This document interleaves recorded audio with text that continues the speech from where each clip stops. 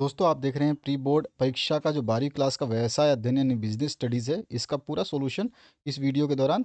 तो चलिए स्टार्ट करते हैं इस क्वेश्चन पेपर के सॉल्यूशन को। ठीक है, तो पहला क्वेश्चन यहाँ पे पूछा गया है, प्रबंध आपके सारे विषय कंप्लीट करा दिए गए हैं, सारे के सारे इसी तरह से पूरे के पूरे कंप्लीट आंसर्स आपको मिल जाएंगे। ठीक है, यहाँ पे लिख दिए गए हैं नाम, ये सारे के सारे सॉल्यूशंस बना दिए गए हैं। ओके, तो चलिए प्रबंध का पहला कार्य जो है नियोजन करना है। ठीक है, ये जो क्वेश्चन पेपर है ये हिंदी और इंग्लिश मीडियम दोनों में ही है।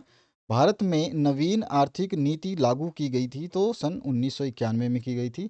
अधिकार अंतरण नहीं किया जा सकता तो गोपनीय कार्य का। सबसे पहले मैंने क्वेश्चन पेपर सॉल्व करके ये कम से कम आपका 1 हफ्ते या 2 हफ्ते पहले मैंने डाल दिया था, लगभग 2 हफ्ते 14 दिन पहले डाल दिया था व्यवसाय अध्ययन का। वही क्वेश्चन पेपर आपका प्री बोर्ड में आया है।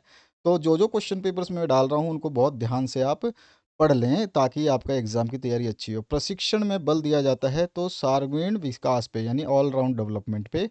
उसके बाद में आपका नेक्स्ट क्वेश्चन है, संप्रेषण अंगूर लता के समान माना जाता है तो अनौपचारिक संप्रेषण जो है वो अंगूर लता के समान माना जाता है। विपणन का कार्य नहीं है, संग्रहण जो है स्टोरिंग करना इसका कार्य नहीं है। यहाँ पर इंग्लिश में इसका क्वेश्चन लिखा हुआ है, जो इंग्लिश मीडियम के स्टूडेंट हैं वो इससे मैच कर सकते हैं।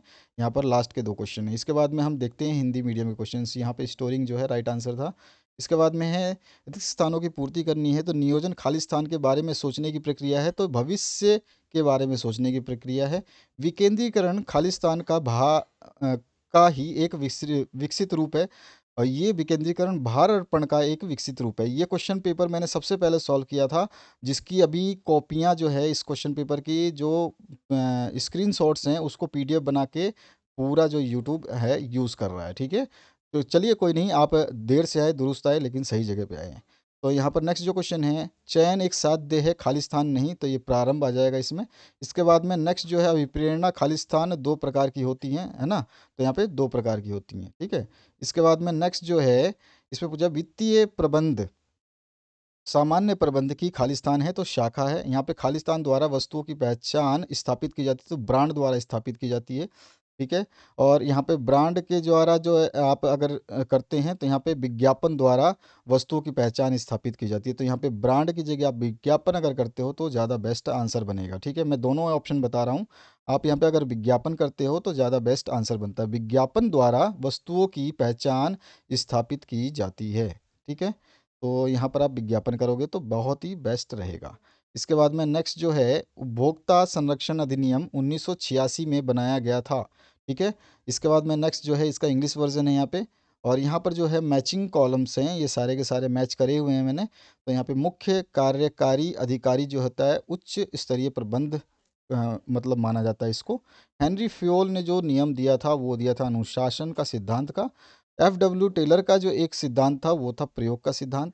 उसके बाद में अनौपचारिक संगठन जो है सामाजिक प्रबंधन के अंदर आता है। आंतरिक स्रोत जो है ये पदोन्नति होती है और बाह्य स्रोत से हम परिसर भर्ती करते हैं। ठीक है, तो यहाँ पर इंग्लिश में भी लिखा हुआ है इस क्वेश्चन।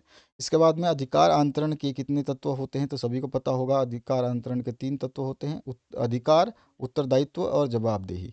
उसके बाद में वेतन कौन सी अभिप्रेरणा है, वित्तीय अभिप्रेरणा है। ठीक है, और एक चीज़ आपको बता दूं, ये जो मैंने यहाँ पे क्वेश्चन का आंसर दिया है ना ब्रांड, ये सभी जगह पे देखना ये ब्रांड ही मिलेगा क्योंकि इसी का कॉपी पूरे यूट्यूब पे वायरल हो रहा है। ठीक है, यहीं से आंसर जा रहे हैं सारे, मतलब जो भी यूट्यूबर्स हैं वो यहाँ से आंसर देख देख के बना रहे हैं इसी चैनल से। ठीक है, जब भी मैं पेपर, क्योंकि पेपर सॉल्व करने में टाइम लगता है, तो पेपर सॉल्व करने में टाइम लगने की वजह से पेपर्स आपके स्लोली डलते हैं, यानी टाइम लगता है पेपर बनाने में। ठीक है, और जो ये फटाफट पेपर्स डालते हैं ये सारे के सारे कॉपी कर रहे हैं। ठीक है, तो यहाँ पर देखिए ब्रांड की जगह विज्ञापन कर दीजिए, राइट आंसर मैं बता रहा हूँ, ब्रांड की जगह आप विज्ञापन कर दीजिए तो सबसे, मतलब आपको 100% जो है राइट आंसर माना जाएगा। ठीक है, तो विज्ञापन द्वारा जो है वस्तुओं की पहचान स्थापित, कोई भी वस्तु कैसे स्थापित होती है आप भी देखते हैं, विज्ञापन के द्वारा ही तो आपको पता चलता है कि वो वस्तु कौन सी है, क्या है, किस ब्रांड की है, बाद में ब्रांड आता है। ठीक है, तो ये मैंने पहले ब्रांड लिखा था, इसको मैं करेक्ट कर रहा हूँ इस वीडियो में, इस ब्रांड को आप करिए विज्ञापन। ठीक है, और बाकी जहाँ पर भी आपको ये आंसर मिले हैं जिस जिस चैनल पे, वो सारी कॉपीज़ हैं यहाँ से, इसीलिए आपको ब्रांड जो है हटा करके विज्ञापन यहाँ करना होगा। अगला जो क्वेश्चन है आपका, इंग्लिश मीडियम हिंदी मीडियम दोनों के लिए बता रहा हूँ, ये सारे सब्जेक्ट्स आपके कंप्लीट कराए गए हैं बिल्कुल करेक्ट आंसर्स के साथ में। कहीं पे भी आपको कोई डाउट होगा तो ज़रूर हमें ऑप्शंस पिक करके बताइए कि हाँ सर ये क्वेश्चन में ये आंसर आना चाहिए था, हमें भी पता चले कि आप कितने एक्टिव हैं अपने सब्जेक्ट के अंदर। ठीक है, आगे बढ़ते हैं नेक्स्ट क्वेश्चन की तरफ। ठीक है, तो ये सारे क्वेश्चंस आप देख सकते हैं यहाँ पर, जो मैंने यहाँ पे बताया था आपको हिंदी में, ये वाले क्वेश्चंस। तो यहाँ पर आगे और देख लेते हैं। वेतन कौन सी अभिप्रेरणा है? तो वित्तीय अभिप्रेरणा है। वास्तविक कार्य प्रगति और प्रमाण के अंदर अंतर को क्या कहते हैं? तो उसको हम बोलते हैं नियंत्रण। ठीक है, वास्तविक कार्य प्रगति और प्रमाण के अंतर को। और कच्चे माल की पूर्ति को बनाए रखना कौन सा नियंत्रण कहलाता है? तो ये सामग्री नियंत्रण कहलाता है। वित्तीय नियोजन कितने प्रकार का होता है? तो अल्पकालीन, मध्यकालीन और दीर्घकालीन। ये सारे आंसर्स आपको दिखेंगे इसी प्रकार से। एक में अगर मैं यहाँ पे गलत भी लिख देता तो भी ये पूरे यूट्यूब पे यही चीज़ वायरल होने वाली थी। ठीक है, तो यहाँ पे देखिए, ध्यान रखना है आपको, सही चैनल को सेलेक्ट करिए, सही समय पे बने रहिए, आपका जो है एग्ज़ाम आसानी से अच्छा हो पाएगा। इसके बाद में आपका नेक्स्ट है वित्तीय नियोजन कितने प्रकार का होता है, जो हमने बता दिया आपको। नेक्स्ट जो है मुद्रा बाजार का नियंत्रण किस संस्था द्वारा किया जाता है? तो केंद्रीय बैंक द्वारा किया जाता है, सेंट्रल बैंक। इसके बाद में देश का सबसे बड़ा स्टॉक एक्सचेंज कौन सा है? तो नेशनल स्टॉक एक्सचेंज देश का सबसे बड़ा है और सबसे पुराना मुंबई स्टॉक एक्सचेंज है। ठीक है, ये मैंने जब इस पेपर को सॉल्व करवाया था तब भी मैंने बताया था। ठीक है, तो देश का सबसे बड़ा स्टॉक एक्सचेंज NSE है। इसके बाद में आते हैं नेक्स्ट क्वेश्चन पे। यहाँ पर आपका लिखा हुआ है इंग्लिश मीडियम के लिए आंसर। आगे बढ़ते हैं नेक्स्ट क्वेश्चन पे। यहाँ पे जो है भावी जो बजट है आपका वो किस आधार मतलब सॉरी, बजट जो है भावी अनुमानों पर आधारित होता है, यानी भविष्य पे आधारित होता है। तो बिल्कुल सही बात है। संप्रेषण सदैव लिखित होते हैं? तो नहीं, ये मौखिक भी होते हैं। ठीक है, इसलिए क्रॉस लगा देंगे आप, असत्य है। नेतृत्व निर्देशन का एक अंग है? तो बिल्कुल सही बात है। विचलन सदैव ऋणात्मक होता है? नहीं, विचलन आपका धनात्मक होता है। ठीक है, और कभी कभार किसी केस में जीरो हो सकता है। उसके बाद में आपका नेक्स्ट जो क्वेश्चन है और जीरो भी हो सकता है और नेगेटिव जो है आपका कम होता है। हाँ, अगली बात करें तो पूंजी जो है व्यवसाय का जीवन रक्त है? तो बिल्कुल सही बात है। उसके बाद में नेक्स्ट, पूंजी बाजार संगठित बाजार है? तो ये भी सत्य है। ठीक है, ये सारे सॉल्यूशंस आपके बना दिए गए हैं, बार बार बताया हूँ मैं। और यहाँ पर जो नेक्स्ट क्वेश्चन है, प्रबंध एक गतिशील प्रक्रिया है, स्पष्ट कीजिए और नव परिवर्तन से आप क्या आशय है, ये आपको बताना है। तो यहाँ पे प्रबंध के बारे में हमने लिखा है, इस प्रबंध के बारे में आप इसको नोट करेंगे। ठीक है, तो ये आपका आंसर हो गया। मैंने इस वीडियो के बारे में सारा आंसर जो है मॉडल पेपर का जो वीडियो बनाया है, इसी वीडियो के डिस्क्रिप्शन बॉक्स में आपके 12th क्लास की पेपर है, और जो लिंक है उसके अंदर आप जाओगे तो सारे वीडियोस मिलेंगे A to Z सब्जेक्ट के, सब कंप्लीट आंसर्स के साथ में। ठीक है, तो उनको आप देख सकते हो वहाँ से। सातवां जो क्वेश्चन है, प्रबंध के दो प्रमुख कार्य लिखिए और प्रबंध की कोई दो विशेषताएं लिखिए। तो अथवा वाला हमने करा है, प्रबंध की दो विशेषताएं लिख डाली हैं।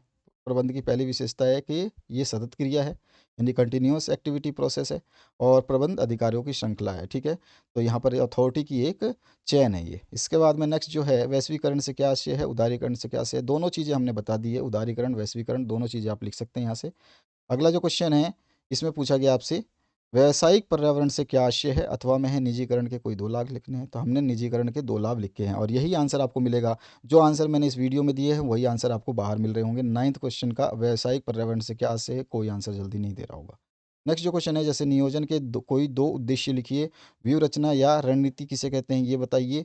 तो आपको जो है हमने बता दिया है, भावी कार्य योजना तैयार करना जो है नियोजन का आशय है। ठीक है, तो नियोजन के बारे में हमने आपको बता दिया।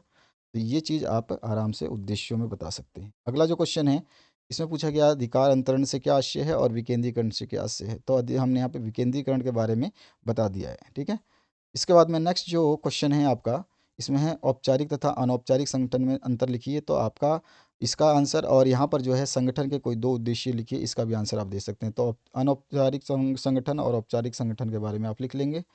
इसके बाद में नेक्स्ट जो क्वेश्चन है आपका, इसमें पूछा गया विपणन से क्या आशय है और जनसंपर्क क्या है। तो हमने जनसंपर्क के बारे में आपको बता दिया है इसमें। इसके बाद में नेक्स्ट जो क्वेश्चन है उसकी बात करते हैं। नेक्स्ट क्वेश्चन है इको मार्क स्कीम क्या है और उपभोक्ता संरक्षण अधिनियम के दो उद्देश्य आपको बताने हैं। तो हमने उपभोक्ता संरक्षण उद्देश्य जो हैं बता दिए हैं आपको, पूरे के पूरे पॉइंट्स हैं, यहाँ पे दो बताने थे, यहाँ पे 5 पॉइंट्स हैं। इसके बाद में नेक्स्ट जो क्वेश्चन है, उपभोक्ता की कोई दो समस्याओं का वर्णन कीजिए, अथवा में है आपका उपभोक्ता के किन्हीं दो अधिकारों को लिखिए। तो यहाँ पर जो अथवा वाला पार्ट है, अधिकारों को हमने यहाँ पे लिखा है। ठीक है, बहुत सारे अधिकार होते हैं आपके, चुनाव का अधिकार होता है, सुरक्षा का अधिकार होता है, और उसके बाद में बार्गेनिंग यानी कि मोल भाव का अधिकार होता है। सारी चीज़ें लिख सकते हो आप। 16 नंबर क्वेश्चन है, वित्तीय एवं गैर वित्तीय अभिप्रेरणा से क्या आशय है और निर्देशन के कोई 3 सिद्धांतों का आपको वर्णन करना है। तो वित्तीय अभिप्रेरणा के बारे में हमने यहाँ पे बताया है, इस वित्तीय अभिप्रेरणा को आप नोट कर सकते हैं। ठीक है, यहाँ पर शांति से आप जो है गैर वित्तीय अभिप्रेरणा है उसके बारे में भी यहाँ पे बताया गया है, इसको भी आप नोट कर लीजिए। क्लियर हुआ? तो यहाँ पर हमारा हो गया वित्तीय और गैर वित्तीय अभिप्रेरणा में आशय, और निर्देशन के कोई 3 सिद्धांत आप लिख सकते हैं अपनी मर्जी से। उसके अलावा नियंत्रण के कोई 3 उद्देश्य या प्रभावशाली नियंत्रण प्रणाली के कोई 3 आवश्यक तत्व आपको बताने हैं। तो हम उद्देश्य बताएंगे, इसमें बहुत सारे उद्देश्य हैं, इसमें 3 पूछे हैं, हमने यहाँ पे 6-7 लिखे हैं। आप इस 6-7 में से जो आपको अच्छा लगता है उसको नोट कर लीजिए। ये पूरा का पूरा जो है आपके सामने आंसर है, ठीक है, इस क्वेश्चन का कंप्लीट यहाँ से लेकर के आप यहाँ तक नोट कर लीजिए। इसके बाद में नेक्स्ट जो क्वेश्चन है उसकी बात करते हैं। नेक्स्ट क्वेश्चन जो है आपका क्या पूछा गया है, देखिए आपके ये सारे सब्जेक्ट्स बना दिए गए हैं, ध्यान रखना आपको। 18 नंबर जो है, वित्तीय नियोजन की 3 सीमाएं लिखिए। वित्तीय नियोजन के महत्व का आपको वर्णन करना है। तो सीमाएं और महत्व का वर्णन में हमने वित्तीय नियोजन जो है इसके आपको बताया है कि सीमाएं क्या हैं, ठीक है। तो सीमाएं हमने लिखा है इसमें। तो यहाँ पर एक समन्वय का अभाव रहता है, पहला आप यहाँ से नोट करोगे। दूसरा जो है यहाँ पे समय अनुसार परिवर्तन का अभाव रहता है, 2 नंबर यहाँ तक हो जाएगा आपका। और तीसरा जो है पूर्व अनुमानित आधार रहता है, ठीक है, एक ये आपका थर्ड पॉइंट। इसके बाद में नेक्स्ट क्वेश्चन की बात करें तो यहाँ वित्तीय बाजार के 3 कार्य या पूंजी बाजार व मुद्रा बाजार में 3 अंतर आपको बताने हैं। तो वित्तीय बाजार के हमने कार्य यहाँ पे बता रखे हैं, लगभग 4 कार्य आपके सामने हैं। आपको जो अच्छा लगता है वो लिखिए या फिर सारे याद करिए, ताकि कभी एक आधा भूल जाएं तो आपको एग्जाम में दिक्कत ना हो। अगला जो क्वेश्चन है, हेनरी फ्योल द्वारा प्रतिपादित प्रबंध के 4 सिद्धांत को लिखिए या फिर वैज्ञानिक प्रबंध की कोई 4 विशेषताएं आपको बतानी है। तो यहाँ पे प्रबंध के जनक जो हेनरी फ्योल है, इनके सिद्धांतों के बारे में हमने बताया है। तो इन्होंने कार्य के विभाजन का सिद्धांत बताया था, अधिकार एवं उत्तरदायित्व का बताया था, तो उसको भी देखते हैं। यहाँ आपका ये जो है कार्य का विभाजन वाला सिद्धांत है। इसके बाद में यहाँ पे उत्तरदायित्व वाला आपका यहाँ से लेकर के यहाँ तक है आपका, ये तो पॉइंट है ही, और उसके अलावा जो है ये भी पॉइंट्स हैं, ठीक है।